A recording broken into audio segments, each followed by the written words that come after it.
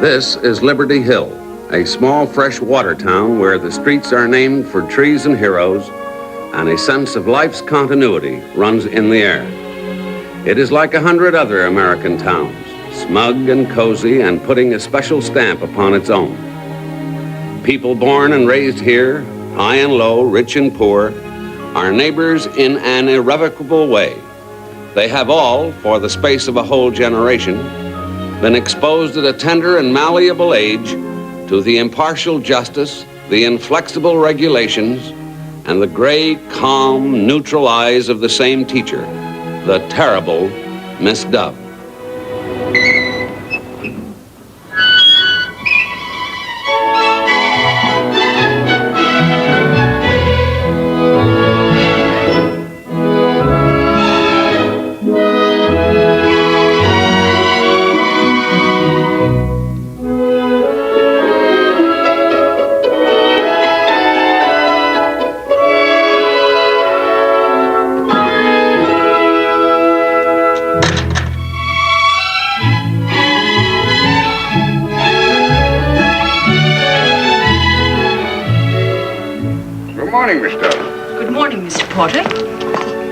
What is that you are using on your lilies? The sulfate of ammonia, the best fertilizer on the market. Except for lilies, Mr. Porter. Particularly for lilies, Miss Dove. They will perish.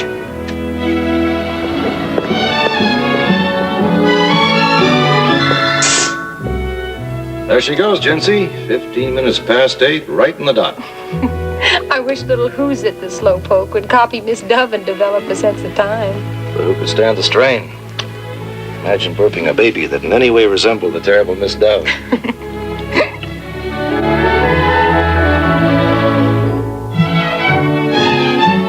17 minutes past 8.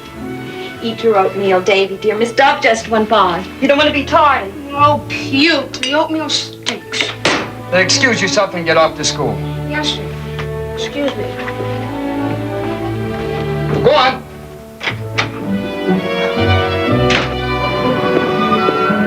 Good morning, Miss Dove. Good morning, Mr. Levine. Our Maury is coming home today to pay us a visit.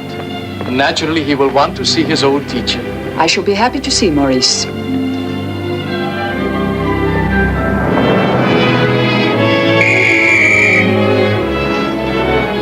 Good morning, Miss Dove. Good morning, William.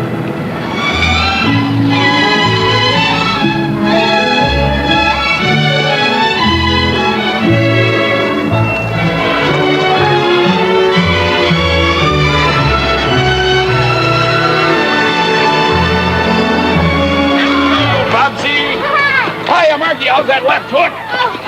Top of the morning, Peggy. How's my best girl? Atta girl. Well, little sister. Why, what a pretty pink dress. It's orange, Mr. Fizzy. My mother made it. She did? Isn't he cute, the small fry? He ought to have just oodles and dozens of his own. I mean, it's a shame such a family man never married. Good morning, Miss Dove. Good morning, Mr. Don, Skibby. send me a fast one. Oh, nice try, Mr. Spiffy. Let me caddy for you. Oh, please don't bother, Miss Elwood. Spring's certainly in the air. Boys playing baseball, state proficiency test coming up. Say, is Old Cedar Grove going after the geography pennant again this year? The children will do their best. I trust the results will reflect credit on all concerned. I heard what you said about spring, Mr. Spiffy. Isn't this just the most blood-tingling day? Makes you want to do something utterly mad.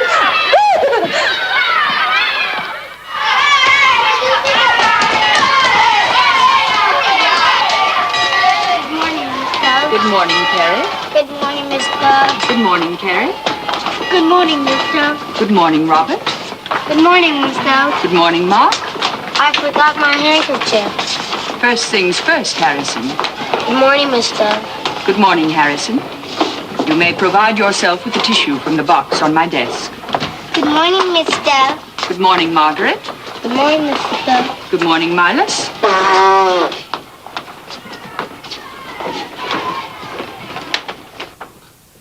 Attention, please. The lesson will begin. We will continue with our study of the dietary habits of animals. Bears like honey. They are also fond of red ants, which have a flavor similar to that of pickles. Robert, you know what to do, Robert.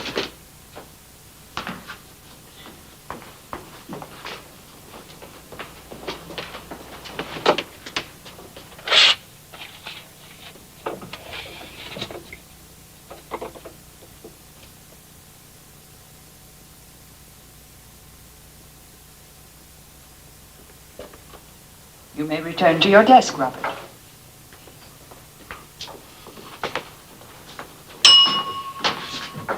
We will resume. The camel is not a pretty beast, but he can go many days without water. Margaret, for the remainder of the class, you will occupy the posture correction stool.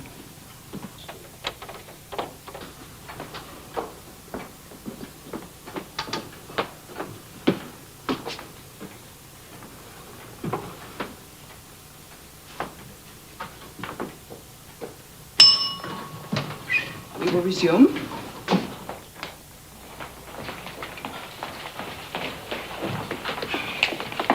Hey, you better tank up. The camel is not a pretty beast, but he can go many days without water. Ah, who's afraid of that old stick? Good morning, Miss Stuff. Good morning, David. The proficiency tests prepared by the State Board of Education will be held next Monday. Therefore, I think it would be advisable to utilize this period for review. No, David. You had ample opportunity to quench your thirst before the beginning of class. Take out your books, please.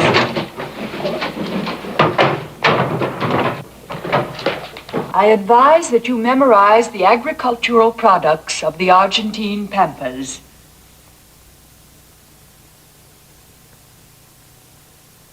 Strange, sharp pain. Probably a muscular spasm. If I tranquilize my mind, it will pass. I will think about the Alps, white, clean, rising above Lake Lucerne. Come back, Victoria. Hellfire and damnation. You will remain after class, David. Yes, Miss Dove.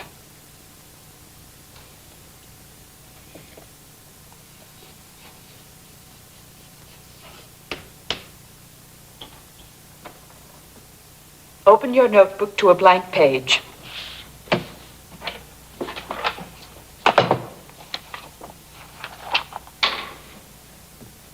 You will copy that sentence 20 times. You mean before lunch? By the time you have finished, the cafeteria will still be open.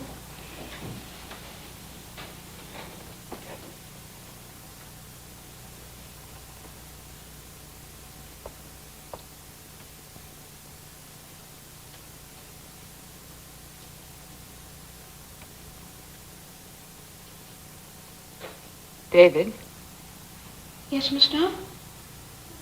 is your father likely to be home? But I'm doing the sentences, Miss Dove. Answer my question, David. Your father, does he come home for lunch? Yes, Miss Dove. Daddy's home. I am indisposed, David. I am ill. Will you go and tell your father? Ask him to call young Dr. Hurley. Mention this to no one. David, do not loiter. Run. I'll take the shortcut to the vacant lot, where the old bank used to be.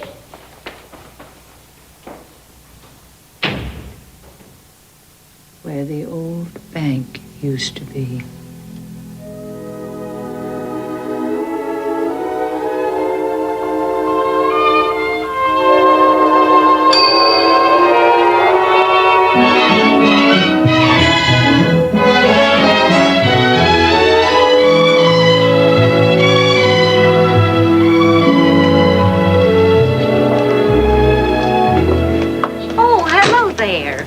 from school? Good afternoon, Mrs. Aldrich. I returned this morning. Good, we missed you. Welcome home, my dear. Nice to see you. Thank you, Dr. Hurley. It's nice to see you. And how is young Dr. Hurley? The lad celebrated his 45th birthday yesterday. His 45th? Yes. Look at her, John. By Jove, hasn't she something that sets her apart? It's like the delicate glaze that is the difference between fine porcelain and ordinary ware. Well, that Miss Watson school on the Hudson should have given her something. It certainly costs enough. Not half as much as it cost your father to send you to Harrow and Oxford. But money has nothing to do with it. Quality can't be given nor purchased. That girl was born to do anything at all. Whatever she does become is certain to be remarkable. As a father, you could be prejudiced, but then you could also be right. Welcome home. Thank you, sir. It's pleasant to see you, Mr. Porter. The feeling is mutual. I hope Mrs. Porter is in good health. She is, and most anxious to see you. Told me to find out when you and your father can come to dinner. Of course, it doesn't have to be your father. I expect you met some dashing young men while you were away from Liberty Hill. Yes, I met one that I liked very much. What's that? You'd like him too, Papa. He's an archaeology major at Princeton. Tell me about it later. Right now, I have a surprise. In the mail this morning from my London dealer, after being on its trail for 8 years. That elusive edition of Marco Polo's Travels. Oh, I know how happy you are, but you haven't even opened it. So that I might share it with you tonight, after dinner. Then let's go home. Dinner can be early. May we give you a ride, Mr. Porter? Thank you, no. I still have some things to attend to. It's the first of the month. See you tomorrow, John. While you're about it, send a draft for the book. $200. If they'd only known, I was ready to go to 5.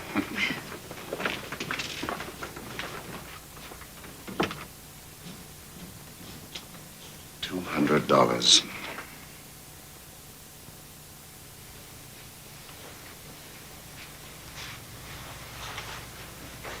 From 13th century Venice to Old Cathay, what a time to have lived. Next year, I've made up my mind, we'll make a tour.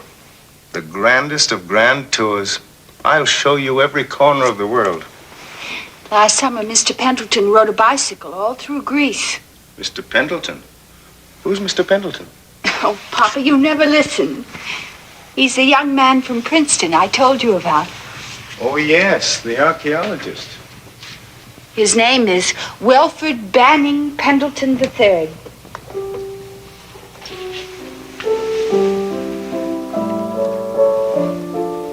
Lovely, my dear.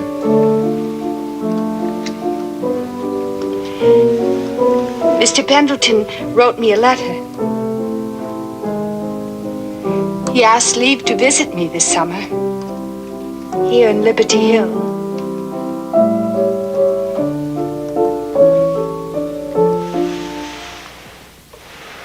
Papa!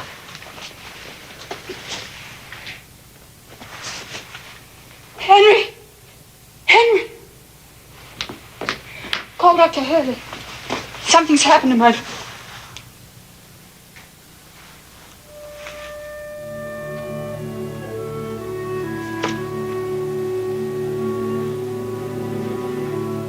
Too late for Dr. Hurley, Miss Dove.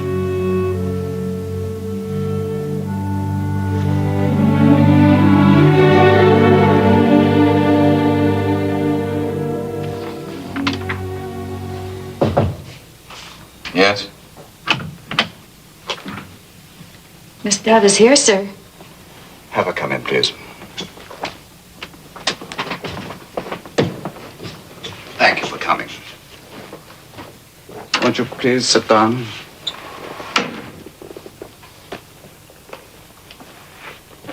What I must tell you is as painful to me as it will be for you. I should like to have put it off, but... Tell me, Mr. Porter. Your father availed himself of some of the bank's assets without first observing the conventional forms. He stole? Are you saying that my father stole? Let us say he borrowed. How much, Mr. Porter? $11,430 to be exact, in dribbles here and there. No more than he could have hoped to return one day. $11,430. This must be repaid at once. By whom? By me, of course. There's the house, the rare editions, the paintings, their disposal will more than cover my father's indebtedness. Unfortunately, it won't be as simple as that. I've been going over your father's books. The house, all his possessions are mortgaged to the hilt. Miss Dove, your father was one of my closest friends. Were I financially able, I would happily cover this indebtedness to the bank before there's any scandal. Scandal? There must be no scandal. I don't see how it can be avoided. Can't the bank make over to me this deficit as a personal loan until I can repay it? You? But how could you repay it? I shall secure employment. A position. A teaching position. A teaching position? My dear child, what are you prepared to teach? I know a great deal about the world. I cannot imagine a young lady who knows less. I should have been more explicit. Not about the world, the earth. I have read my father's books. I could find my way through Carthage, were it to rise again. I can point out on a map of Iowa every field where the corn grows tallest. I know every turn of the Nile, every eddy of the Mississippi. I am not even certain, should I put my mind to it, that I couldn't locate the Northwest Passage. I am superbly qualified to teach geography, Mr. Porter, and I will teach geography.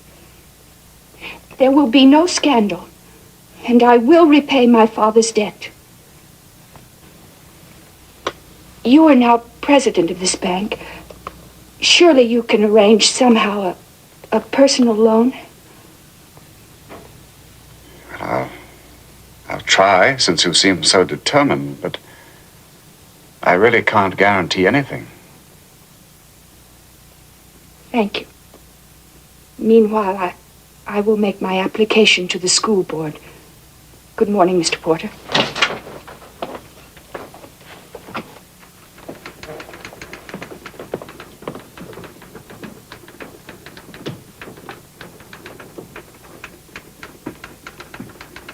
Is there anything you wish, Mr. Porter? Yes. Get me the superintendent of schools. Yes, sir. Dear Mr. Pendleton, the news that you have been awarded a fellowship by the Carnegie Foundation is most gratifying. Much to my regret, the death of my father will prevent my receiving you this summer. Mail, Mr. Pendleton. Oh, thank you, Ames.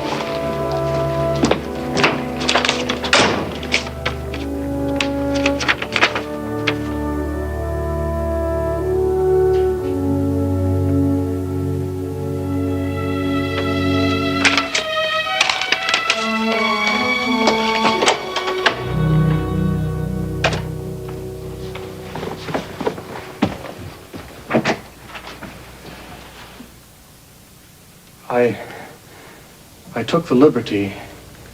I had to express my sympathy in person. Please come in, Mr. Pendleton.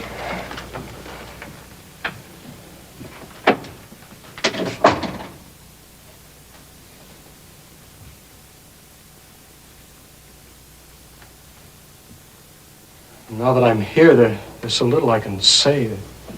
You've said it very well, Mr. Pendleton.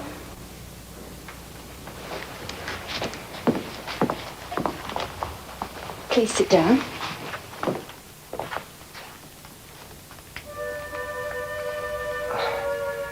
Welford's an awful name, isn't it? But must you call me Mr. Pendleton? My friends call me Wolf.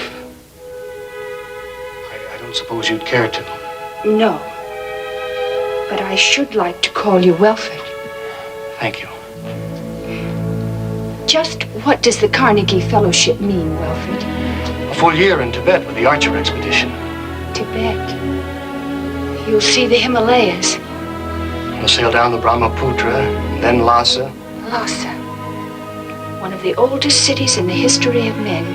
And on to Shigatse and the Sacred Lakes. Wait, I know their names.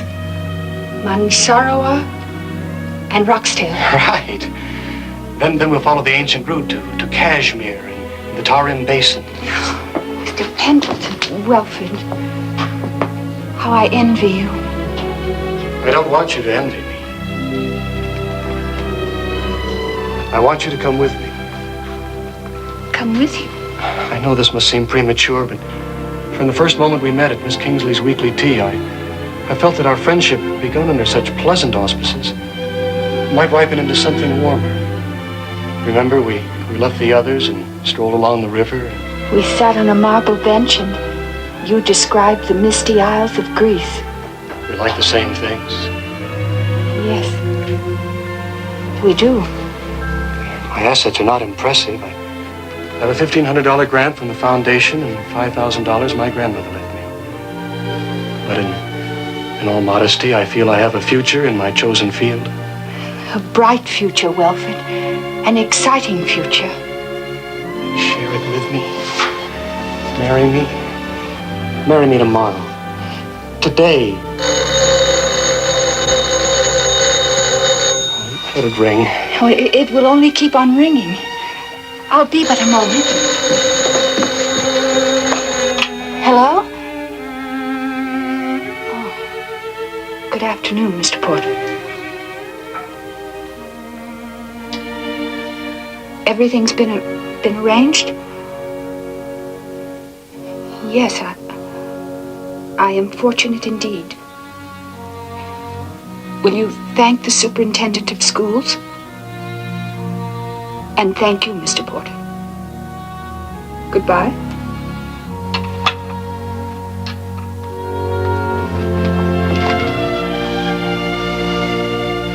Well,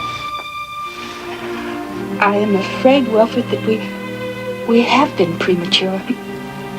That we've let ourselves be carried away by the spell of far-off places. We have placed too much importance on the coincidence of similar interests. I'm asking you to marry me. I'm sorry, Welford, but my future is here. Here in Liberty Hill. There's someone else? There is something else. I, too, am about to embark on a career. Please wish me success in mine, as I do you in yours. Good afternoon, Welford.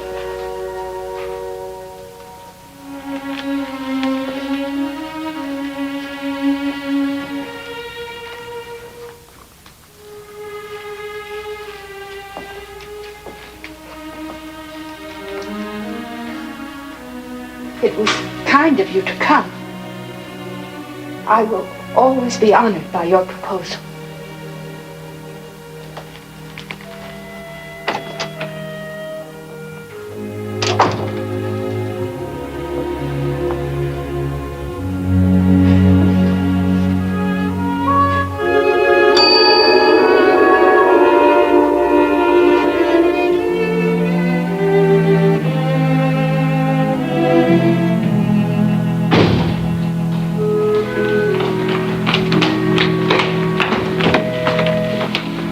David said you needed help, Miss Dove.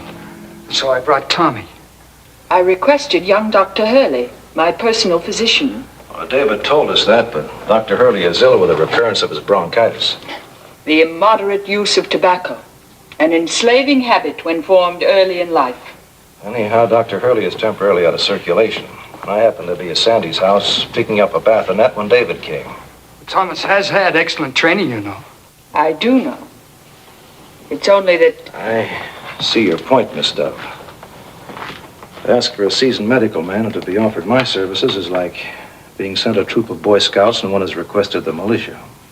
Frankly, yes, Thomas. However, since you were kind enough to come, I shall be glad of your opinion. These are my symptoms.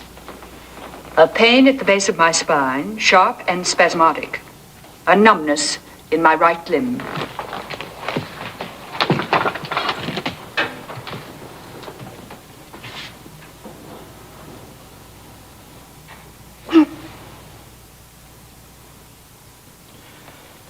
That's all? Was it bad? Yes. And your right leg? There's a complete absence of sensation? My limb has gone to sleep. As soon as I move about But that's what I can't allow. Did I understand you to say can't allow? That's right. And pray, what is your diagnosis? I haven't one yet. We'll have to get you to the hospital and right away. I'm sure that is quite unnecessary. Young Dr. Hurley... He's flat on his back. Believe me, it is quite necessary. Next week, perhaps. At the moment, I cannot be spared. The state proficiency test... Not next week, not even tomorrow. Right away, now. The 5th grade is weak on the winds and the tides. I'm afraid the decision is not yours, Miss Dove. Yes, Thomas. My hat, please. My gloves and my bag. They are in the closet. I'll fetch them. I always admired that watch. Remember? Perfectly.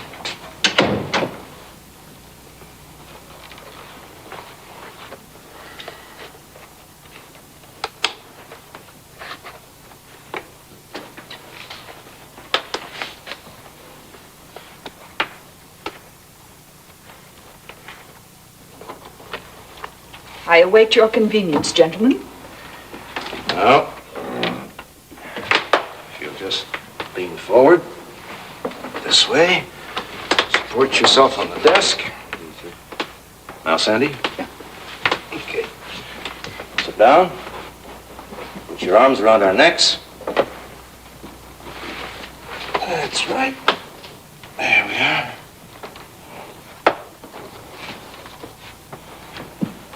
You may go, David. Yes, mister. Spine straight, Miss Dove. Don't wobble about. It is not my custom to wobble. Low bridge. Forward march. David, pick up my things, will you? Yes, sir.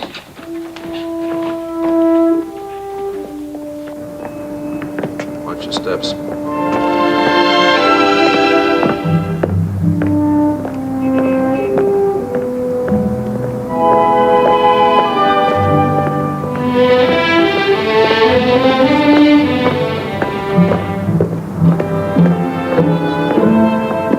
Afraid to put her in the car. It might be too much of a jolt. I'll have to carry her. Think you can make it? Well, if you can't, chum, after all, I'm only 3 months your senior. What about Miss Dove? She'll do, so long as she keeps her spine rigid. Being neither absent nor deaf, and in complete command of my faculties, I should prefer not to be discussed in the third person. Our apologies, Miss Dove. And you have no objections? I defer to your judgment. You have defined my responsibility. I shall keep my spine rigid. Good.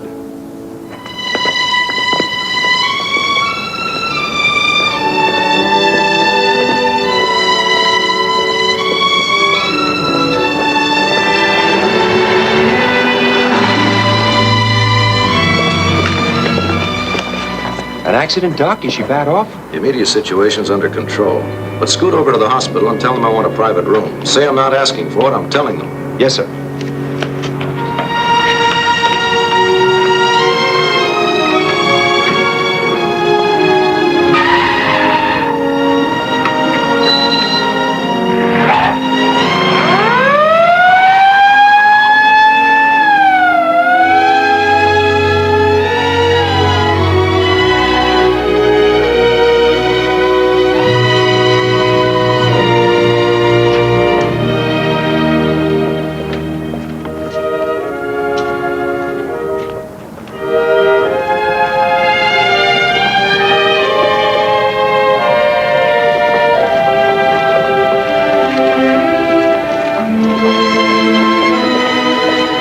As I predicted. What did you say, Miss Dove? Nothing, Alexander. I am not one to gloat over an empty triumph. Spine rigid, Miss Dove. We're almost there.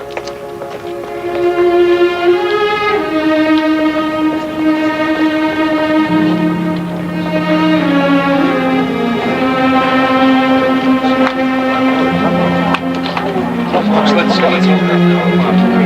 Miss Dove will be all right.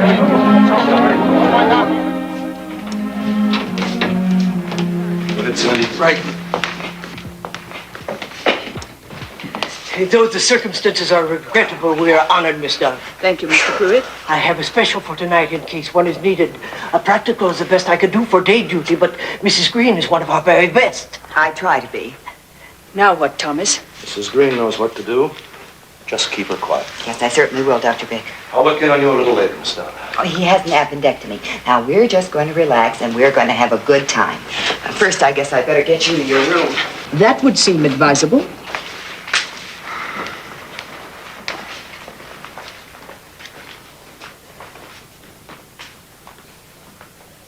Now, we'll take off our clothes, and then we'll feel more comfy. The pronoun we is misleading, unless you propose to take off your clothes, too. Oh, don't you remember me, Miss Dove? I was Billie Jean McVeigh. Yes, Mrs. Green, I remember you very well. Of course, I'm older now. If you please, Mrs. Green, I am not totally incapacitated. Miss Dove, you are not to help or to exert yourself. Do you want me to tell Dr. Baker that you are a naughty girl?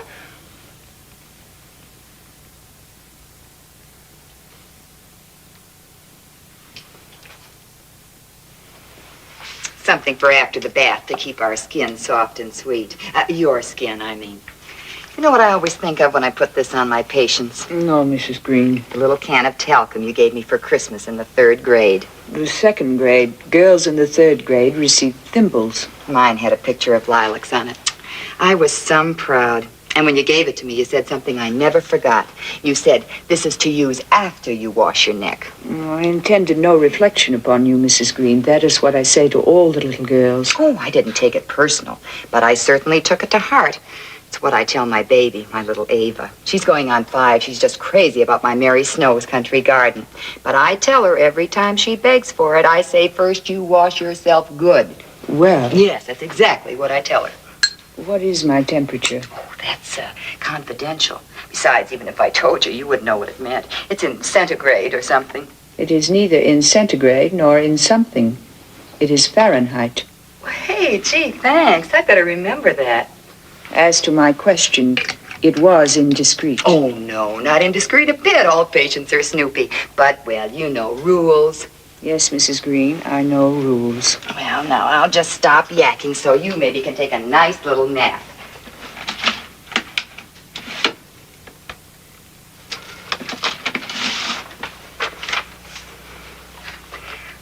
About that country garden, that perfume we were talking about. A gentleman friend that I was going steady with up to a month ago, he gave it to me. He said it smelled real refined. I was very happy in his company. Seemed to be mutual, but, well, it came to a dead end. I've been a widow now for 5 lonely years, as you no doubt have heard. I do not recall. You remember when I went way out west to Detroit to work in a factory? Well, out there I met Mr. Green. He passed away shortly after. So when I said that about being older, you see what I mean. But your life must be full. You have your work and your child. Yeah. You know Bill Holloway. Officer Holloway, I suppose I should refer to him. William was one of my pupils. Well, I just thought you might like to know how he's got you up on a pedestal. He says you're his idea of real genteel. I value William Holloway's opinion. Funny how he should have ended up the type he is. Why do you say that? Oh, I was just thinking about how he started out, being raised by the old grandmother. Now, you know what she was, and living in that leaky shack down by the gas works. William Holloway started out with a gift rarer than mathematical genius or perfect pitch. A child in whom the ethical instinct was as innate as the function of breathing. Oh, brother. If anyone should ever tell him that, you could drive a truck right between his ears. There would be no point in apprising William. He knows what he is. He always knew.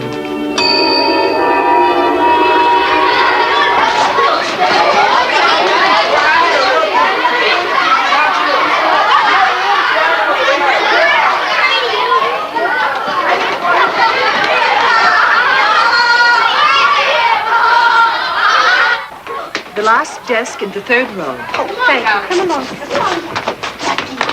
Good morning, Miss Dove. Our little Jackie.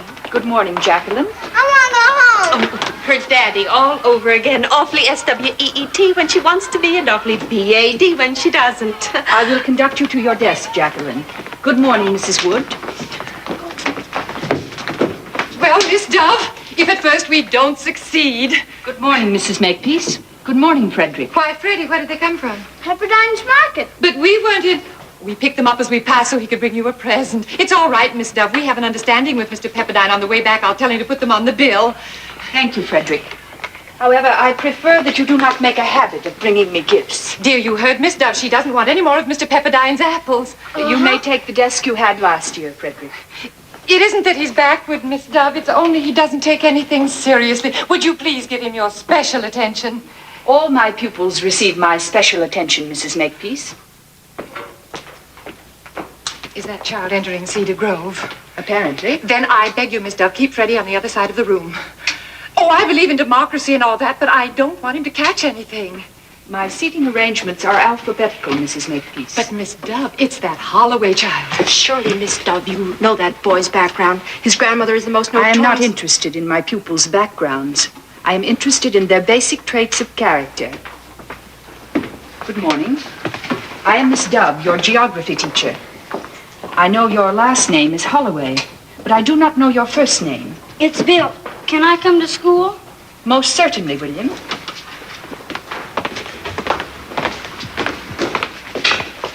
This is your desk.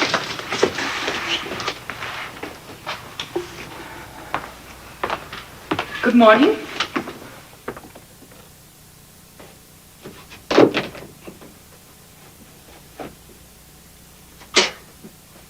Ain't that coffee done, Billy?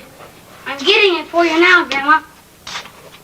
It'll be a cold day when Kelly's cheap joint sees me again, let me tell you. Insulting me in public.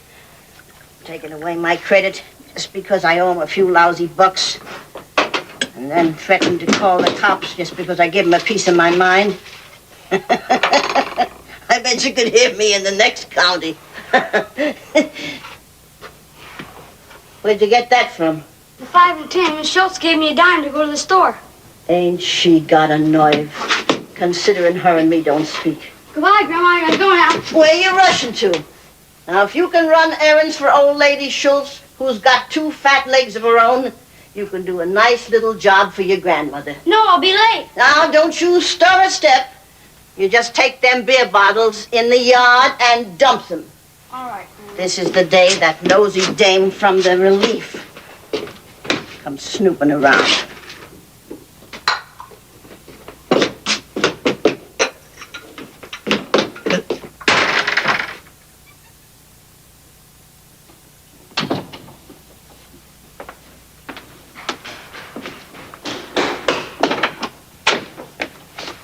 Good morning, Miss Dove. Good morning, William.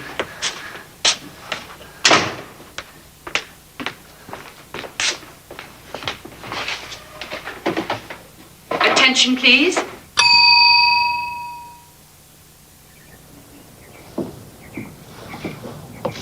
Your lunch, William.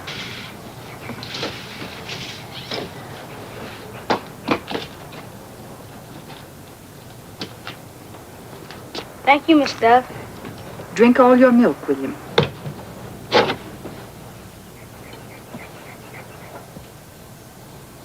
Your work is most satisfactory. William Holloway.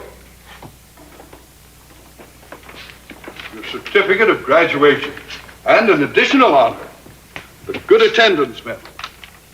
This young man has a record unique in the annals of Cedar Grove. He has not been absent a single day in his 6 years of elementary schooling.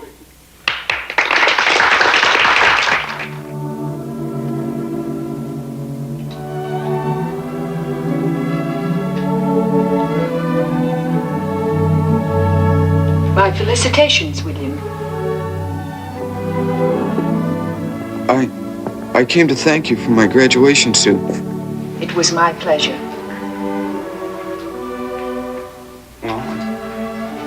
Guess I better be going. I shall watch where you go with interest, William. I have faith in you.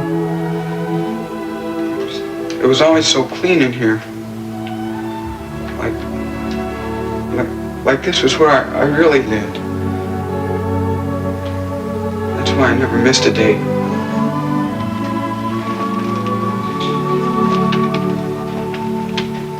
Goodbye, Miss Dove.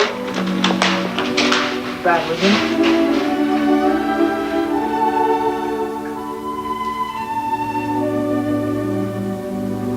I do not worry about him. He will find his way.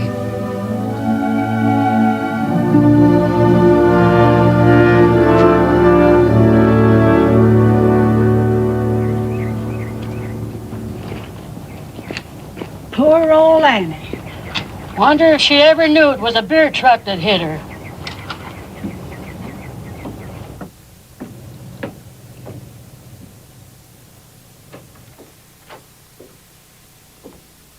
William, may I offer my expressions of sympathy? Thank you, Miss Dove. She did the best she could. She didn't have my opportunities. Her troubles are over. Will you be riding with me? Yeah. I should like to accompany you, William, if you wish. Thank you, Miss Dove.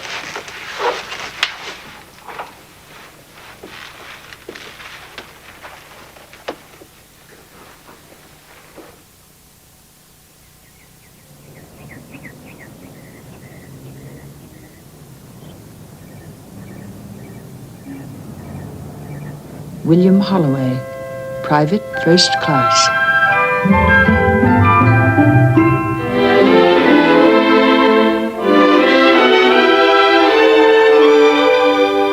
Corporal William Holloway.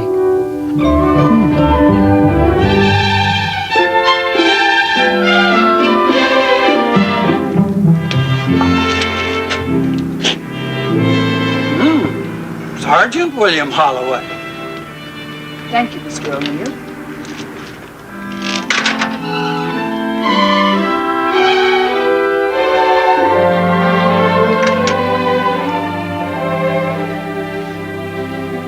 These sure are,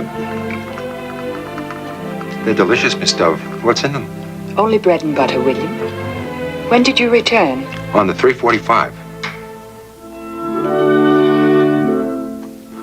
I made a beeline straight from the station, mainly because I wanted to see you. Also, I need your advice. I am honored, William. Well, this is how it shapes up. Tomorrow I'm out of the Marines. I know it's pretty late.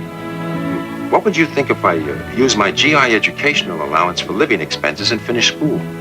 I should approve. And then what, William? Oh, this'll throw you for a loop. I mean, surprise you. I've been thinking about entering the field of law enforcement. I'd like to be a first-rate cop. I mean, a good police officer. A worthy ambition, William. I shall continue to follow your career with interest. Thank you, Miss Dove.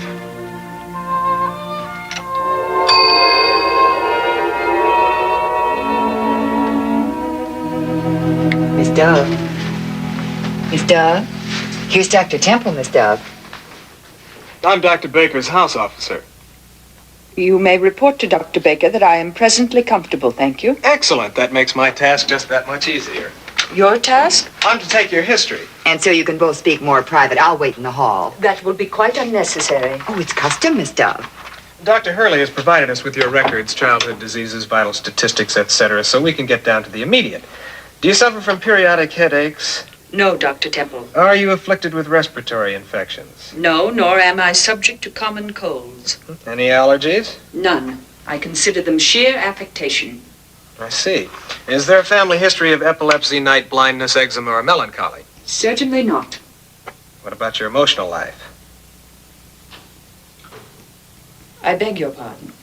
Well, love, you know. Any feelings of frustration, inadequacy? I have never felt inadequate.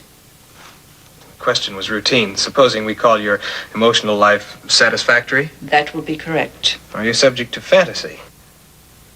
In other words, are there occasions when the world around you assumes an aura of unreality?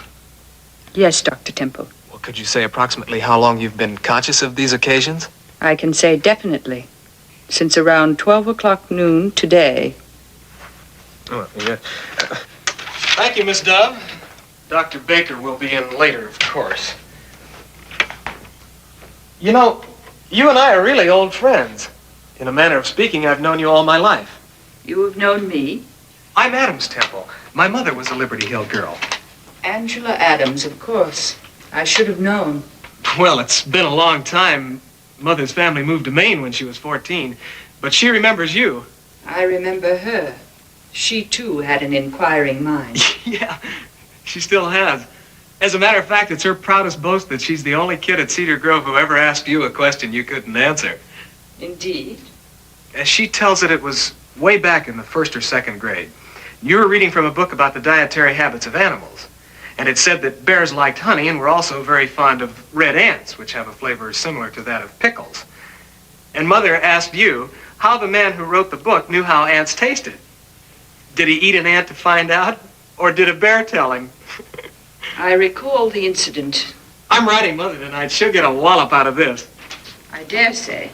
And I'll be looking in on you, and if there's anything at all I can do, I just buzz. One moment, Dr. Temple. You want Dr. Temple for something? Yes, for the courtesy of asking him a few questions. For all his volubility, he told me nothing of my physical condition. Well, he couldn't. He's not in charge. You're Dr. Baker's private patient. Then what is it? What is it Dr. Baker suspects? He'll tell you what you need to know. I see no occasion for mystery. Don't try to see. Let us do the thinking. You? And Thomas Baker?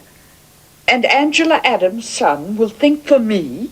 Well, sure. We're experienced. Oh, look. Your first flowers. Bill Holloway, Officer Holloway, left it at the desk. It is very beautiful. Good afternoon, Virginia. I didn't know you'd been admitted. I haven't. I came to see you. How are you, Miss Dove? Quite comfortable, Virginia. And you? Wonderful, except the suspense is killing me. If nothing definite has happened by the end of the week, Dr. Tillett's promised to give nature a nudge. Right now, he suggests I keep walking. I better had. Tommy knew I was here, he'd have a fit. Well, I just came up to wish you good luck. And good luck to you, Virginia. Thank you. I'm keeping my fingers crossed for both of us. Goodbye, Billie Jean. I know you'll take good care of her. Oh, I sure will. You know, I used to think she was the snootiest, dumbest brat in Liberty Hill. She's really a good kid. In marriage and maternity, Virginia has found her vocation, achieved her destiny. A year ago, I was not quite so hopeful. Dear old Cedar Grove to thee, we pledge our love and loyalty, and though peril may beset us, on life's tempestuous sea, your spirit still will guide us to shore and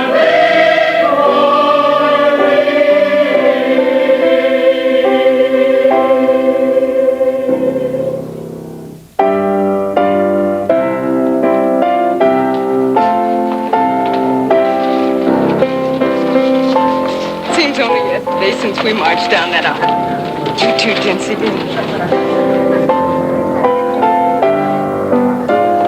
Come on, we can get out these.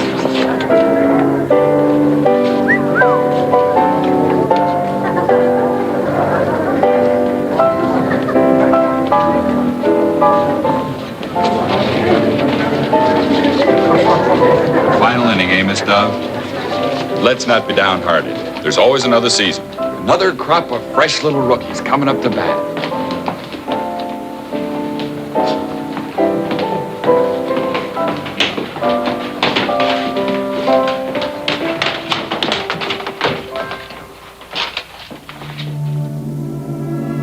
For 6 years, I pruned and polished them. I tried to blow into them the breath of purpose. I do not wish them back.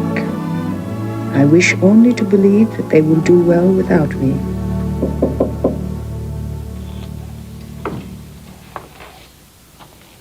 Good morning, Miss Dove. Good morning, Virginia.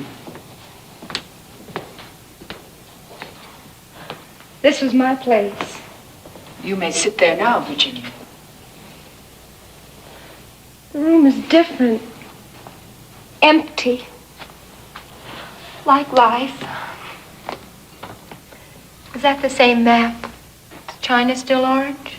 It is a new map. China is purple. Cartographically, of course. I like the old map. I like the old world. I felt secure in this room. I felt that if I obeyed the law and sneezed in my handkerchief and raised my hand for permission to speak and kept my margins neat, that was my oyster. That nothing could go wrong. Well, at first it worked out all right. Even flunking out of the university seemed like fate. I won that talent contest and got a job in New York, singing television commercials. Oh, Miss Dove, tell me what to do. Do your duty. What is your duty when your world has ended? You are 19, I believe. Well, what difference does that make? To understand, you've got to know how it was. I met him at the Stork Club when I'd only been in New York a week. He spoke to the waiter in French and he wore a cummerbund. Oh, he was everything that the paper said he was when we announced our engagement. Yale, a yacht, and the scion of a prominent family. The word is scion. The C is silent. Yes, well, he looked just like what he was. Most scions don't. Every night it was the Stork Club and the El Morocco and Colony and 21. Champagne and the kind of steaks that the waiter has to slice. Did you ever drink champagne, Miss Dove? No. It tastes just like cider, only the effect is different. I dare say. The compliments that he paid to my hair and my eyes and my figure. Honestly, I'm almost embarrassed to repeat this. Reticence, Virginia, is a sine qua non of gentility. Well, anyhow, I came home to Liberty Hill to prepare for my wedding. I wanted to be married here so all my friends could come. I was modeling my wedding dress when someone turned on the radio. And then everything went black.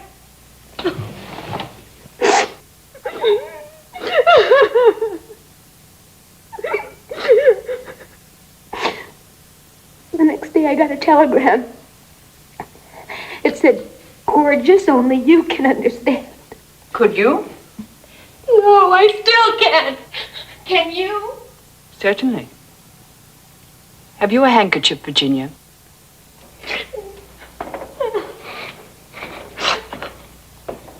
My heart's broken, Miss Dove. A broken heart is cumbersome baggage, Virginia. What can I do? I am not undecided as to how you should be answered, Virginia. But I am not convinced that this is my province. Oh, tell me, Miss Dove. Very well. First, you must return to your sister's house. You must enter your bedroom, fall on your knees, and give thanks to your heavenly Father. Thanks for what? For preserving you from a fate worse than death. Death? Death.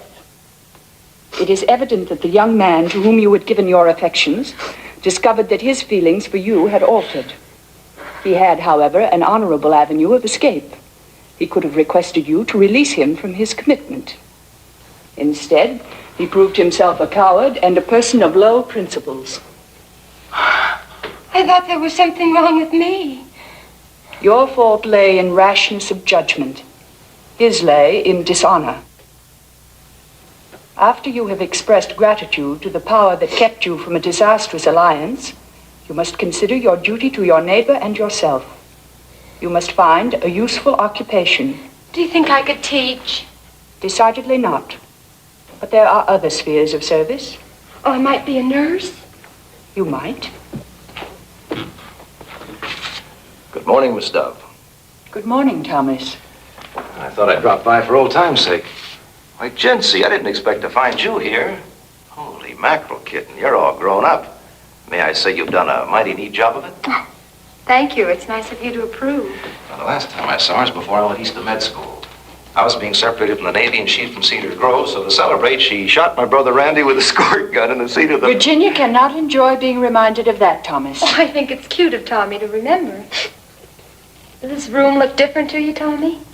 Yes, considerably. I expect the hospital keeps you busy, Thomas. Oh, I'm glad you mentioned it. It calls me right now. My car's outside if I can take you someplace. Oh, wonderful.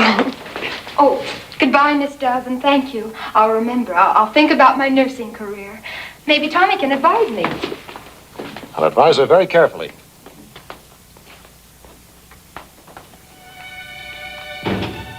I am 54. I won't have to retire until 67. If they don't tarry, and from all indications I don't expect they will, I could take their first child straight through to graduation. That child will meet me.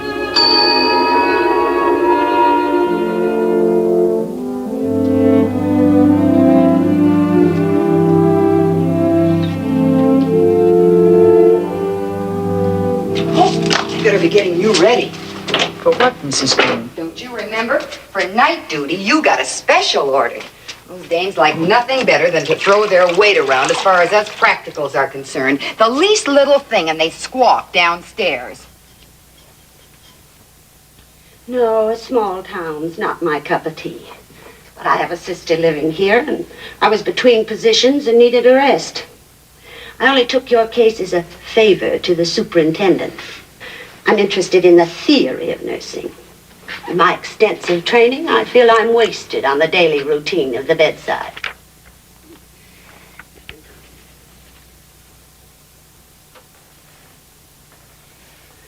Not very uplifting. But you were napping when Mrs. Green left, and she thought when you woke up you might want something to read. Everybody to his own taste. Can you think of a 8-letter word meaning a rare but endearing quality? I can. Humility. Let's see. H-U. You're 100% right. She always is. The latest for operating wear, easy on the eyes. Well, did you think I'd forgotten you? No, Thomas. I just dropped by to see that you were being well treated. Any complaints? I am not pleased with this wall of secrecy. I should like to ask a few questions concerning my health. Certainly, but I'm not sure I can answer them. What do you surmise? I don't surmise. Tomorrow we'll do extensive tests. By Wednesday, I should be able to speak with some degree of conviction. Until then, Miss Dove, I shall expect you to assume the virtue of docility. Yes, Thomas.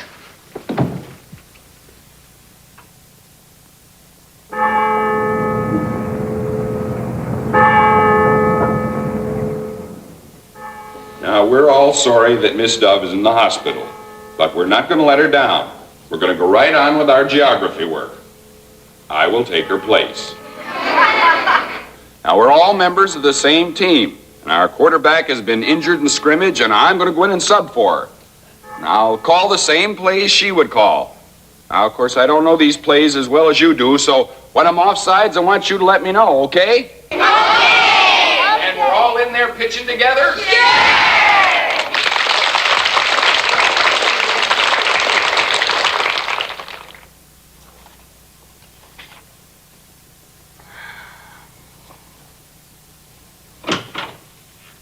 So nice of you to drop in, Dr. Baker. I was only admitted 2 hours ago. I know, kitten, but I've been pretty busy. Really? Then don't let me detain you. Fortunately, I have my own physician. He'll keep you well informed of my progress. If I know Sam Tillery will. That's why I can put you out of my mind. Why, Tommy Baker, of all the callous, inhuman, heartless, have you forgotten that I'm in this hospital to have a baby? Your baby, our first baby. No, I haven't forgotten. I've been thinking about it all morning. I'm the happiest, luckiest guy in the world. But by what a narrow squeak. How much she had to do with it. How much who had to do with it? Miss Dove. A terrible Miss Dove. Without her, there'd have been no Thomas Baker.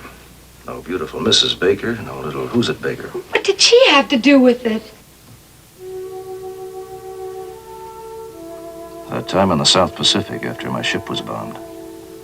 Floating for days in that raft, no food, no water. She was right there with me all the time. Giving me the same fishy stare she used to give me back in the geography room when I needed a drink of water. So to make my supply hold out, I pretended I was back in old Cedar Grove. Even when the water was gone, I kept on pretending. I'd think, the bell will ring in a few minutes. You can last a little longer. Well, I lasted. They picked me up and gave me a medal. She rated that medal. Tommy, is anything awful the matter with Miss Dove?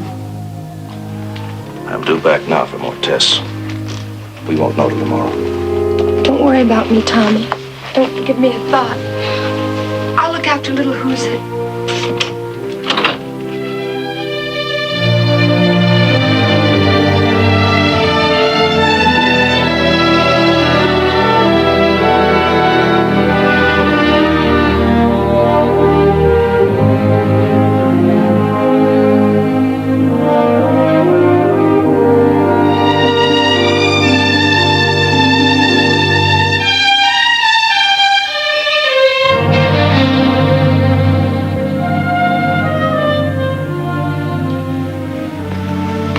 We'll talk. Until then, I want you to put all this business out of your mind. Thomas. Now, we mustn't worry about tomorrow. We must do like Dr. Baker says. Goodness gracious, it's a regular greenhouse. I am deeply appreciative, but there are far too many. Restraint is the better part of beauty. I will keep the white azalea. Please dispose of the others. Yes, Miss Dove. But what'll I do with them? There must be less fortunate patients who would enjoy them. Shall I take them around to the wards? Please do, Mrs. Green. Okay. I went up and down the halls, giving cheer where it was needed. Oh, I saved the cards and I borrowed some stationery. If you'd like me to write the thank you notes, I'd be glad to. That would be obliging. Will you dictate them? No, use your own discretion, Mrs. Green. Only avoid the fulsome. Yes, well, I was going to say the same thing to everyone. Listen and tell me what you think. Dear Mr. Porter, at the request of Miss Dove, I am advising you that she is thrilled to death by your floral offering. The sympathy of friends brings sunshine to lonely shut-ins. I remain graciously yours, Billie Jean Green, R.P.N.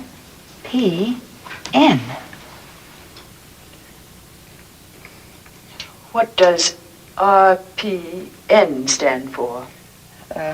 Registered practical nurse. I made that up. But how's the letter? It is very, very genteel. Oh, gee. Honest, Miss Dove?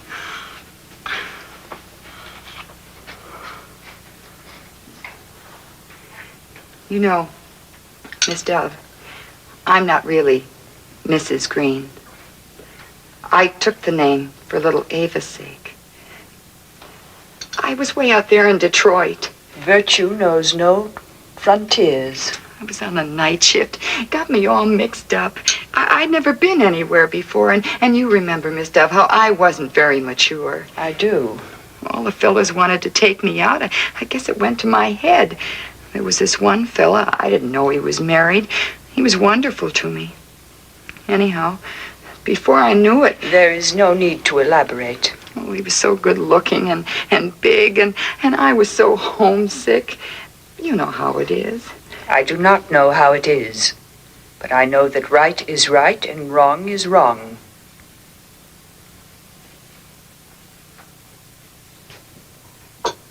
Well, anyway, to make a long story short, little Ava came way out there in Detroit.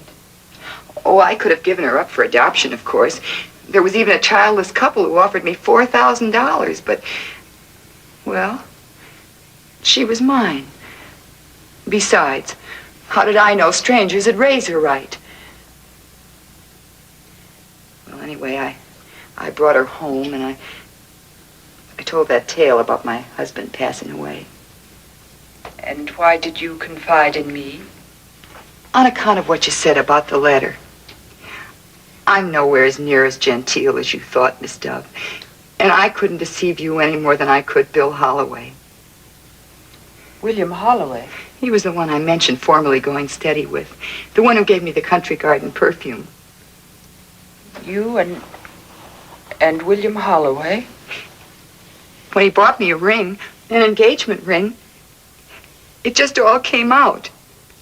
He's like you. Person you tell the truth to. That's what stopped me back there a minute ago. He said your very words.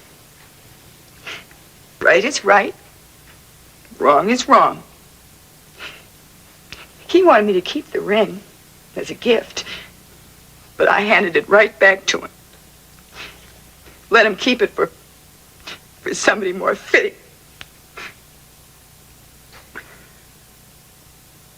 Well, knock me for a loop I won't ever recover from.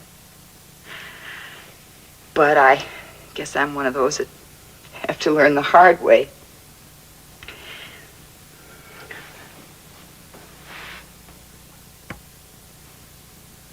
Just about time for her nibs.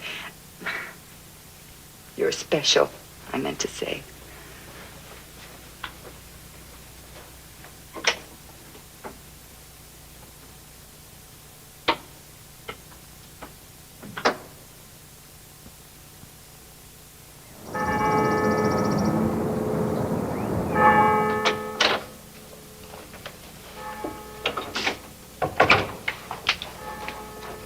From the 3rd grade. It's Cedar Grove. The work is laudably neat. You may place it on the dresser. Isn't it sweet? When do you think we may expect Dr. Baker? Now, we're not to worry. Remember, no news is good news. Maybe that's him now. Miss Dove's room, Mrs. Green speaking. Who? I will inquire. 2 out-of-town visitors would like to pay their respects. One telephoned to ask permission. The other is waiting in the lobby. Who are they? Well, they're not birds of a feather, as the saying goes. One is Mr. Maurice Levine, the famous New York stage play writer. The other is Fred Makepeace. I suppose you know where he resides. They are my former pupils. I shall be glad to see them both. Miss Dove will see them. Both. What? Mr. Makepeace was so sure of his welcome, he's already on his way up. Now, I don't hold with giving a dog a bad name, but neither do I believe in taking chances. Good morning, Miss Dove. How you doing? How do you do, Frederick? Do you know Mrs. Green? Hiya. You may be seated, Frederick. I'm not over the hill, on the lam, or anything like that. And what I mean is, when I read you were sick, I went to my gang boss. I said, boss, the only teacher that ever learned me anything is in the hospital. I want the day off to go visit her. And he gave you leave? The green light, just like that. Why, sure, Fred, he says, I know I can trust you. I am gratified to hear that. Maurice Levine, Miss Dove expects me. Come right in, Mr. Levine. How are you, doll? Miss Dove? Quite comfortable, Maurice. These are for you. How very thoughtful. Thank you. Recall the face, Rab? Fred Makepeace. You're a fan, kid. You're a press agent. And do I swell up when I hear your name mentioned by Winchell and Ed Sullivan and read it in all them New York columns? Well, thanks, Fred. And do I lay it on with the guys out at the joint, too? Oh, really? Yeah. You made it, kid. And when I hear some commie jerk belittling this country, I say to him, just look up my pal Rab Levine and ask him if he doesn't think the good old USA is still a land of opportunity. The best, no doubt about it, Fred. But I also found that terrible Miss Dove.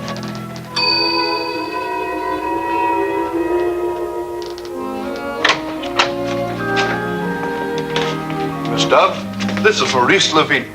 I am glad to know you, Maurice. Maurice is 11 years old. His credentials from the school he attended in Poland would ordinarily place him in the 5th grade. But he knows no English, and in my opinion, he would pick it up quicker if he went through all the 1st grade classes. I shall seat him in the L section.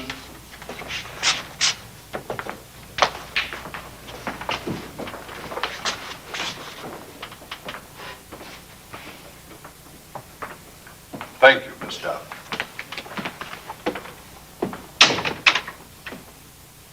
The class will begin.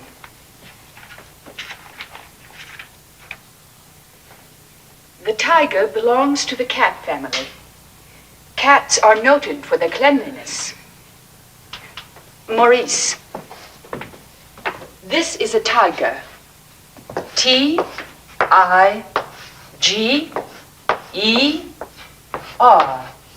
Jo, wir haben gerade Tiger in Wasche vergotten. Hat geheißen Sultan. Es geben sie ihr Stolz und Schein und sie Schreck auf den Fehler. Aber einmal habe ich gesehen, wer hat gewaschen sein Pony. Und wie meine Mamas alte Katz. Thank you, Maurice. I am sure that was most interesting and informative. When Maurice knows our language as well as his own, we will ask him to repeat it. Old Mrs. Rabbit was a widow. She earned her living by knitting rabbit wool mittens. She also sold herbs and rosemary tea and rabbit tobacco, which we call lavender. When no one was looking, she would also smoke a rabbit cigar. I have no recollection of Mrs. Rabbit indulging in any such vice. Is that on the page you were reading? No, Miss Stubb, but it seemed funny to me if she did. You will adhere to the text. Continue, Maurice. Yes, Miss Stubb.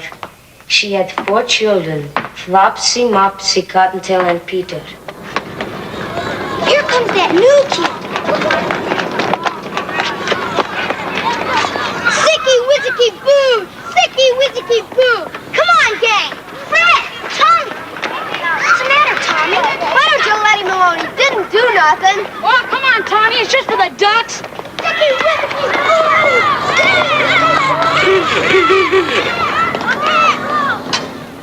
Good morning, boys. Good morning, Miss Dove.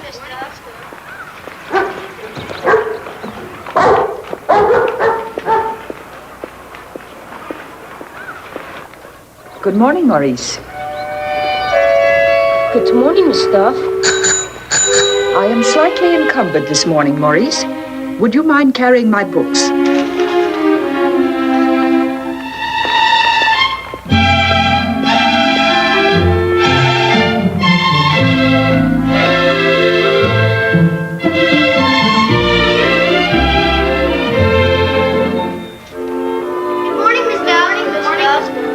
Boys.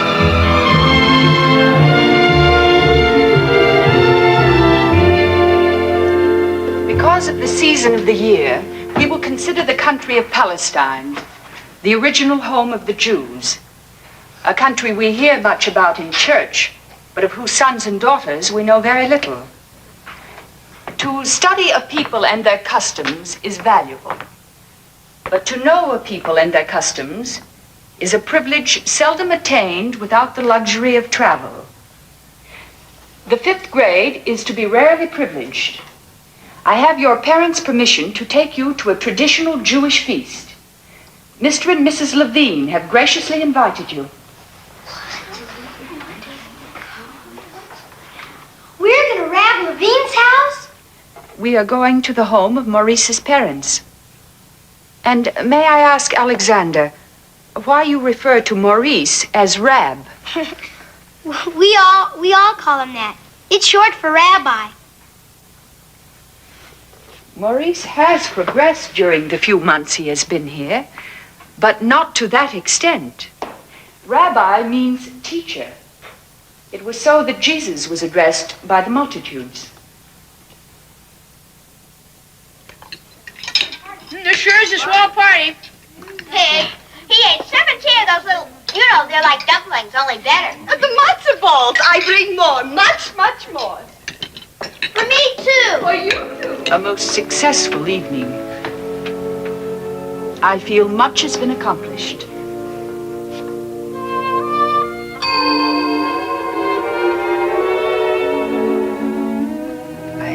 expected writing you, Maurice, to thank you for the orchid and the plane ticket, and the privilege of being present at the opening night of your play. What happened to you? Why didn't you come backstage?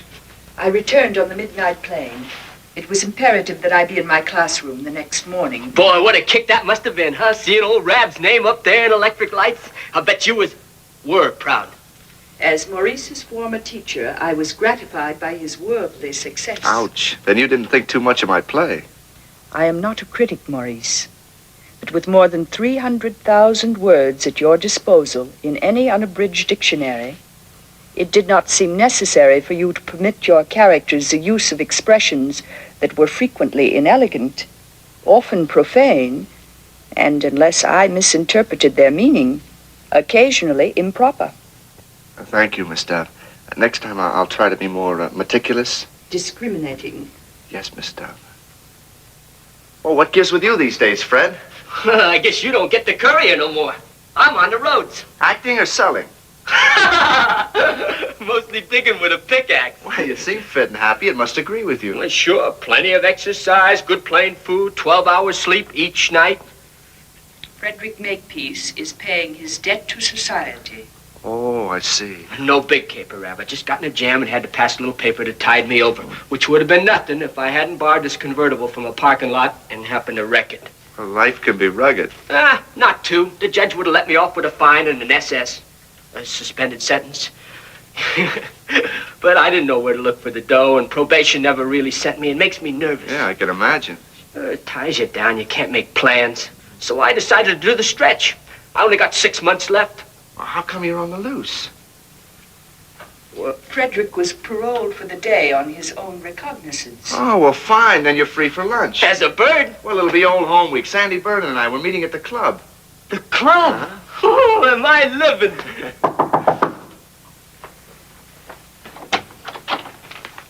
Sorry to intrude, but it's official. Police Officer Holloway begs to intrude. Please come in, William. Good morning, Miss Dove. I hope you're improved. I appreciate your good wishes, William. Excuse me, Miss Dove, but it's getting a little crowded in here. If you don't need me, I would greatly enjoy breathing a fresh breath of air. Hiya, Bill. Long time no see. Look who's here, Rab. How are you, Maurice? How are you, Bill? Say you're looking sharp. Yeah, don't he, though? Once a Marine, always a Marine. Say, Rab, Sandy, and me are having lunch together. A little class reunion, you might call it. I'm afraid it'll have to be postponed, Fred. There's a matter of conflicting business. Is it urgent, William? Yeah, well, why don't you join us? You cops eat too, don't you? A most practical suggestion, William. Later you can discuss your business with Fred as you drive him back to his present habitation. You mean you think that's a good idea, Miss Dove? I do, William. It will eliminate Frederick's having to seek other means of transportation. Yes, Miss Dove. As usual, right on the beam, Miss Dove. Would you go for a steak? With lobster on the side. Goodbye, Dow. And thanks. Thanks for the works. Goodbye, Maurice. Be seeing you, Miss Dove. Oh, hey, look at me. I almost forgot. From the joint, homegrown, hand-picked by me. Then thank you, Frederick. William, will you ask the floor nurse to send Billie Jean to me, please? Hey, Yes, Miss Dove. now I read the face. Billie Jean McVeigh. You mean she's now a nurse? An excellent nurse, Frederick. Kind, courteous, efficient, genteel. I have been most fortunate. Yeah, sure.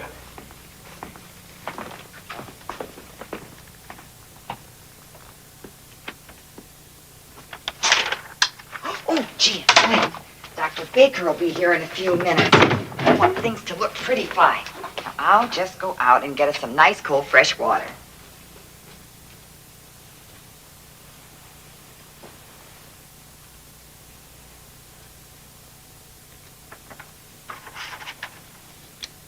Patient is a slender, normally developed female, aged 55, showing few of the usual senile changes, lying quietly in bed in no apparent distress, alert and collected.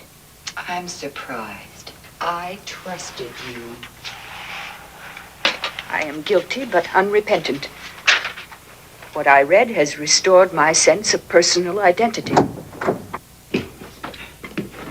Now you listen to me. A chair for Mr. Porter. I'm not here in a private capacity. I represent Rotary. Indeed? Indeed, yes. The Liberty Hill Rotary Club has voted unanimously to assume entire financial responsibility for your illness. Wherever you choose to go for this operation, Mayo's, the Johns Hopkins, the Lay Clinic, Rotary is behind you. And if I decline this kind offer?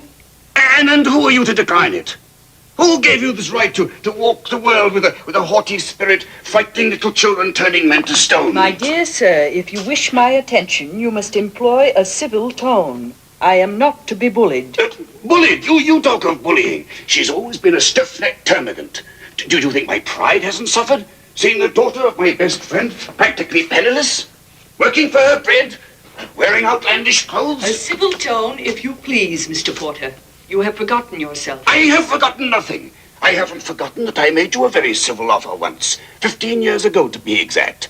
I've been a widower for a year, rich but lonely. Even then she was an old maid. Lonely too, but far from rich. The offer was generous, but nonetheless ridiculous. I shall ignore that final insult. Because it cannot blot out the memory that once, consciously or unconsciously, you did something that placed me in the untenable position of being forever in your debt.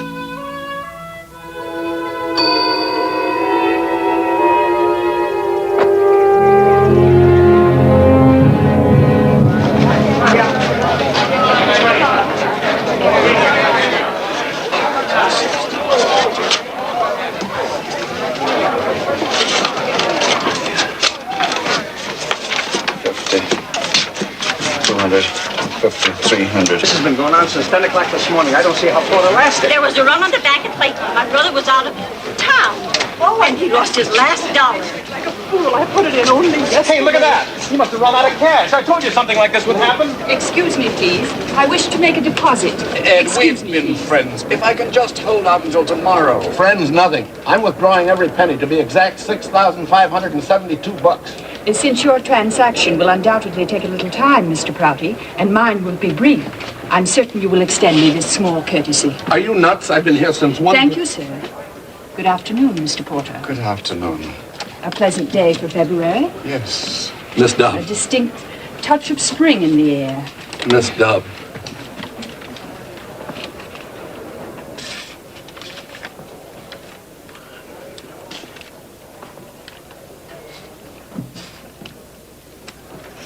May I borrow a pen? Mine has gone dry. Of course. Thank you.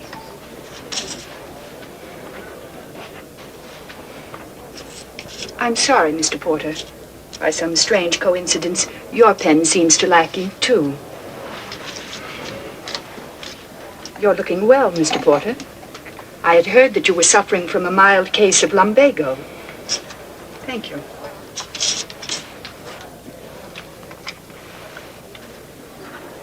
It's been a bad month for the colds. So much unseasonable weather might account for it. For deposit to my account, Mr. Porter, the entire amount, $98.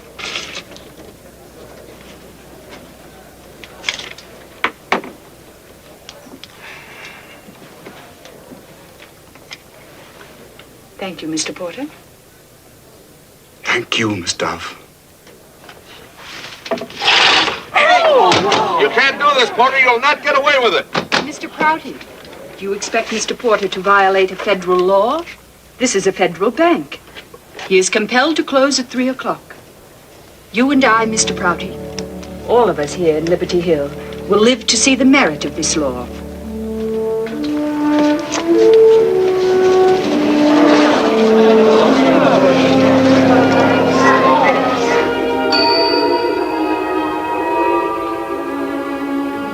I am sure your Rotarians intended me no offense, but I am not an object of charity. It isn't charity Liberty Hill offers you. It's respect. That I shall accept with unqualified pleasure. And now, Thomas, Will you be more specific as to your findings? Well, you have a small growth on your spine, which must, if possible, be removed. If possible? If possible. Until we go in, we can never be certain about the nature of any tumor. All you have to decide is who shall remove it and where. Aren't you competent? I think so. But there are surgeons with much more experience and reputation. So if you decide to go elsewhere, it won't be interpreted by me as a reflection on my ability. The club can charter a plane. There's a very famous man at the Mayo Clinic. Allow me to deliberate. I remember that you had very skillful fingers, Thomas.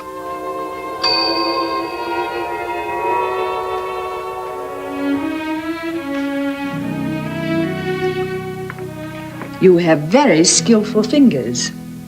Do you think you can put it back exactly as it was, Thomas? Yes, Miss Dove. I did it once before. Then do it again. Yes, Miss Dove.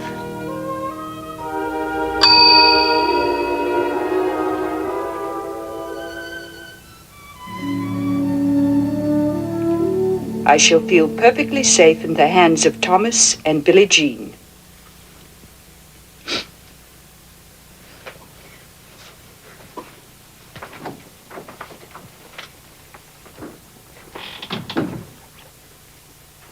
Now that the air is clear of emotion, we can resume our discussion.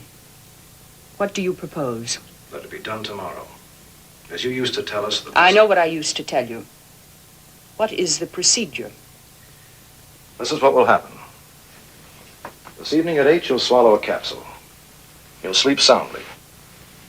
So soundly that the next morning when you're given a hypodermic, you may not even know. Certainly you won't care or shouldn't. You'll be taken to the operating room and put under general anesthesia. Because of the position of the tumor, the operation may be lengthy. In that event, the anesthetic will be prolonged, and so might its after effects. It may be well into Friday before you finally awake. Where? What? Where will I awake? I don't know, Miss Dove.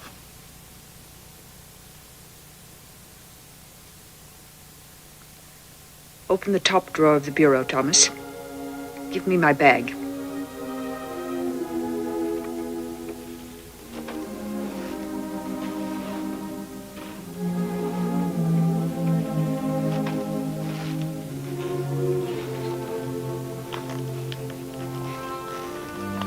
My father's watch. No, Miss Dove. I should like you to take it now, Thomas. It is bequeathed to you in my will. If on Friday I awaken here, you may return it temporarily to my custody.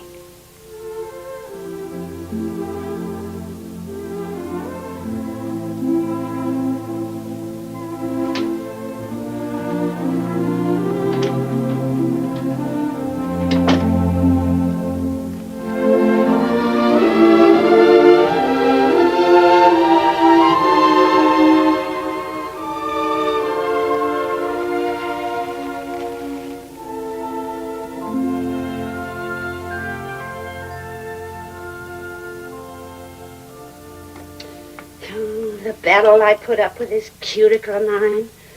You have the same trouble? I have always considered the care of the nails exclusively a boudoir function, and certainly not a very stimulating topic of conversation. I beg your pardon. I'm not supposed to be up, but I simply had to know how you were feeling. There have been some recognizable developments, Virginia. And you? Glory. Like the night before Christmas. This time tomorrow, we'll know what it looks like. If it's a boy or a girl. Well, better go now. Good night, Miss Dove. Roses in your pillow. Good night, Virginia.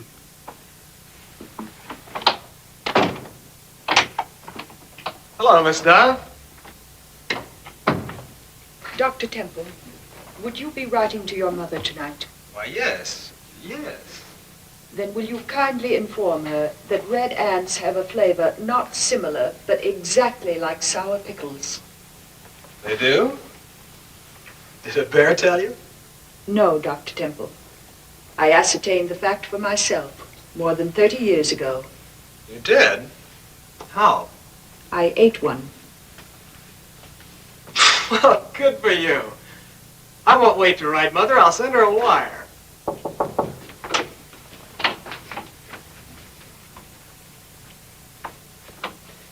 I'll leave you with your pastor.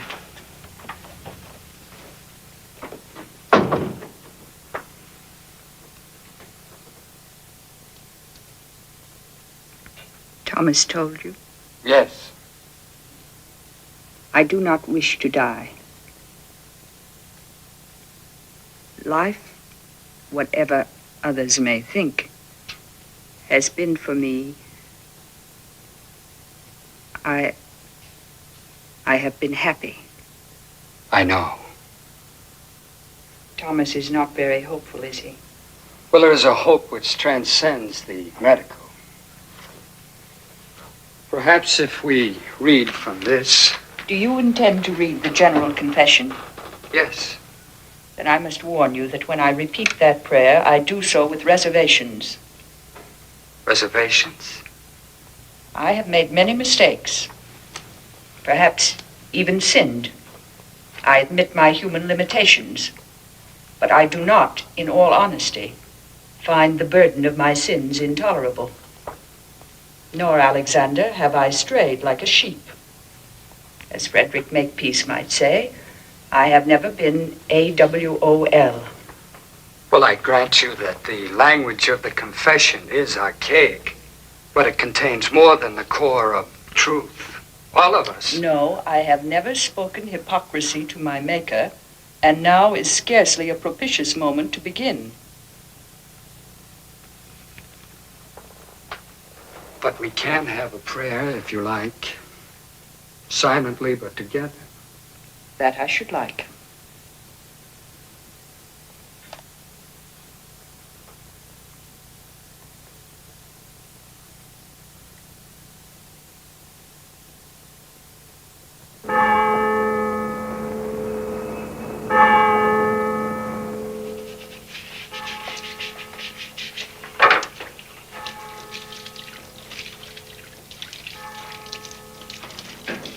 The parson and the copper in the lobby. Potential blood donors. Good.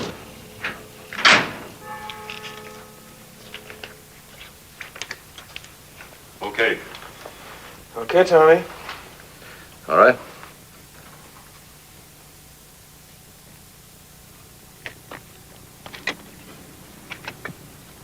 Hey, you got the time, pal? 10 after 10. But what do you care with 6 months added for that stroll you took yesterday? Would you call a friend of mine in Liberty Hill, named Maurice Levine? Only cost you 4 bits, which I'll pay you.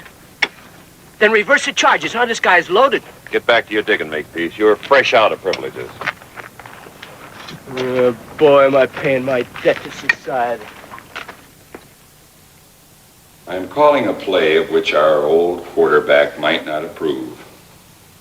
But Cedar Grove Elementary School is suspending classes for the day.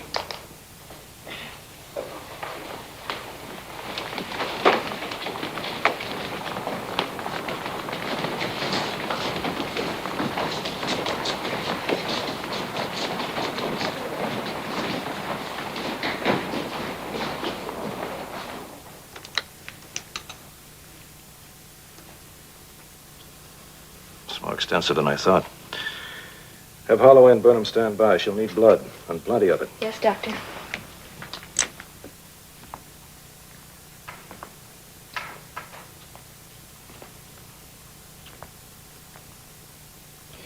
What are they doing up there? Or don't they know? Oh, Mr. Porter, you know Tommy's doing his best. Now let's stay patient and full of fortitude. You two just sit tight and I'll take a little snoop around.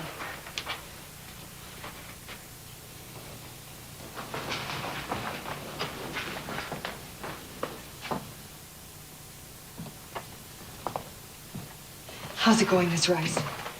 Dr. Baker sent a frozen section to the laboratory. The report hasn't come back yet. She's had one transfusion. There'll be more. Do you think there's a chance? A nurse has permitted no opinions, Mrs. Green.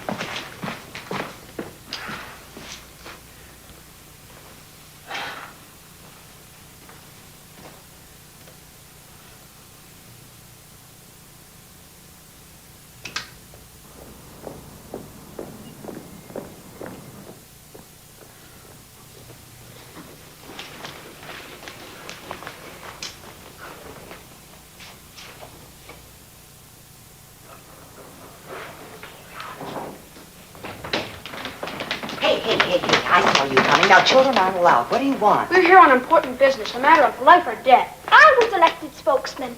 I'm supposed to talk. Then go ahead. We came to give blood to Miss Dove. Dope. They don't do it down here. First they lay you down, and then afterwards they give you tomato juice. Well, not to folks your age. But we're all more than 9. Yeah, honeys, we don't need you. We got all these grown-ups waiting right here. But I'll tell you something you can do for Miss Dove. For instance? The state geography tests that are coming up this week. If she should hear that you flunked them, she'd be good and mad. She'd be terrible. Now, you go on home and study up. Oh, we know that old junk backwards. Oh, are you sure? Sure. What's the difference between longitude and latitude? Name the Great Lakes. What's the chief product of Kansas City? Where's the Tropic of Capricorn? Whatever happened to Cleopatra? Oh, There, you see? You handle that like a seasoned diplomat, Billie Jean. She herself, Miss Dove, I mean, couldn't have handled it more genteel.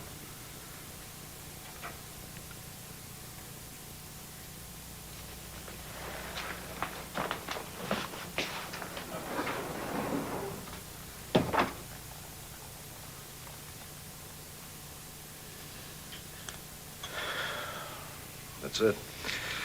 Take over.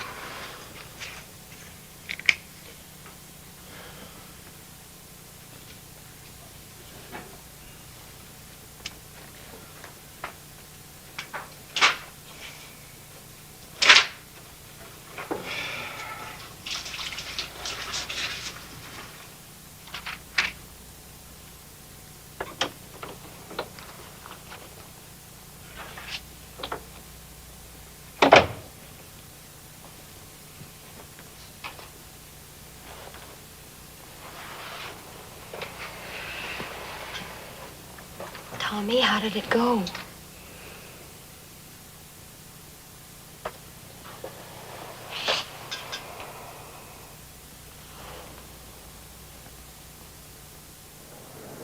Oh, come on, girls. Break it up. Let's pull ourselves together. I give up figuring out women. Yesterday, they were clawing Miss Dove apart. There wasn't anything she ever did right. It was a terrible Miss Dove.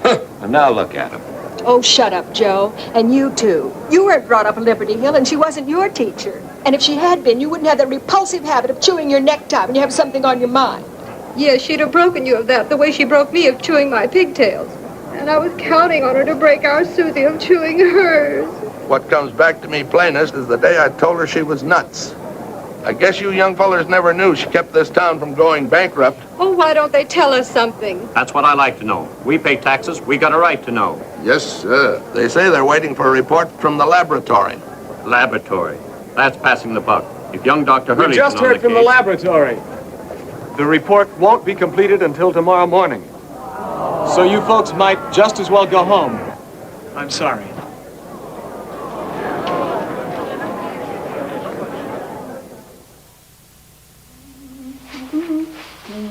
Oh, cut it out, will you, Bert? Things are spooky enough around here tonight.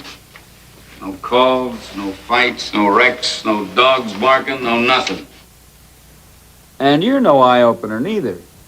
You don't even know her. Sure I know, Miss Dove. I've been here more than 2 years, ain't I? I'll be sorry to see the old girl kick off, but if you ask me, I don't think she cares much. She couldn't have had much of a life. Never married, no family, no kids, never went nowhere. Why, they tell me she's never been more than a couple 100 miles from this burg since the day she was born. That's right. But she's been places you and I never heard of. She's been more times around the world than you can count. How much of a life, huh? No family, no kids. No kids! Boy, you're really off your rocker. Kids, she has 1,000 of them.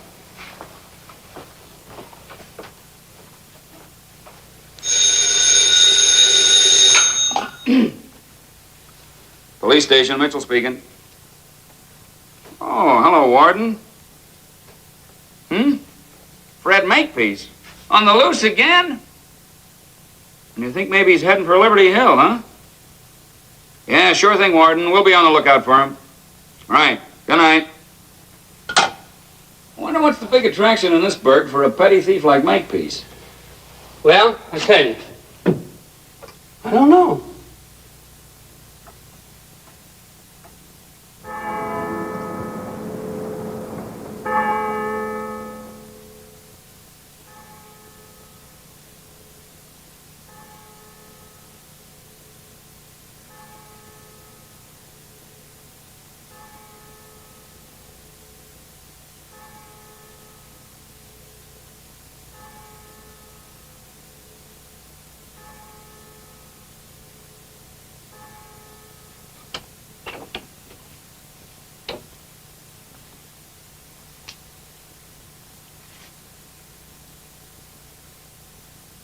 Tell me, Thomas.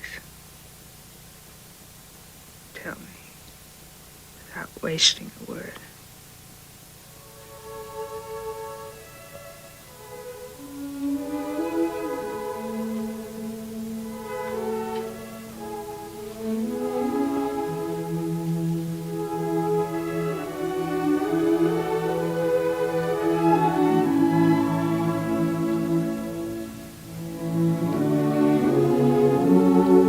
And Virginia? Twin boys. Felicitations, Thomas. Already they look like they're full of beans. You'll have your hands full, Miss Dove.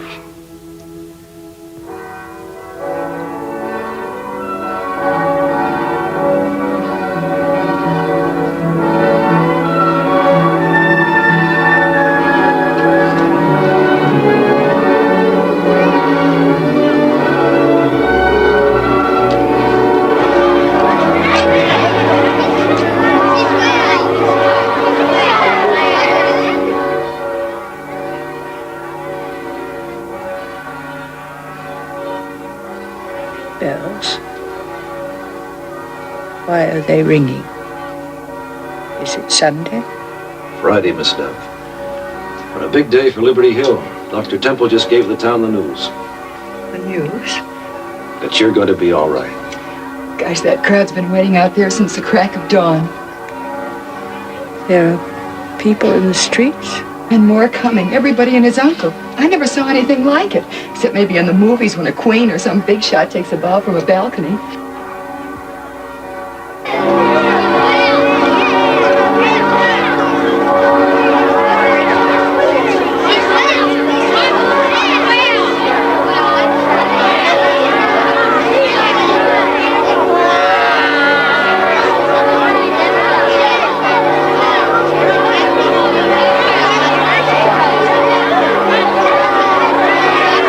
Just coming up, there's Mr. O'Neill, the mailman. And there's Ben Gordon, the station master, and young Dr. Hurley. Oh, and there's Ed and Pete from the service station, and good night, standing there, big as life, Fred Makepeace.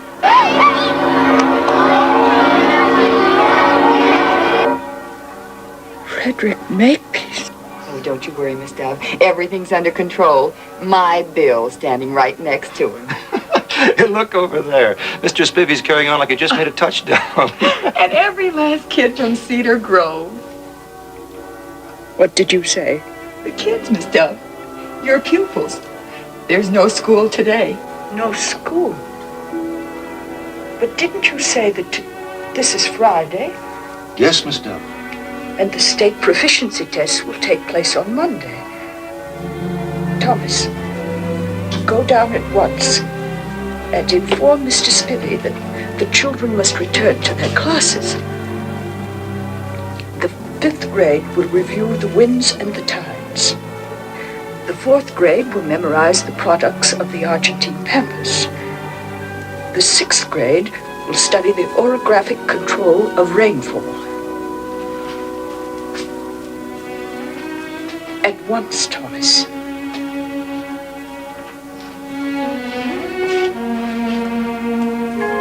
morning, Miss Dove. Good morning, Thomas.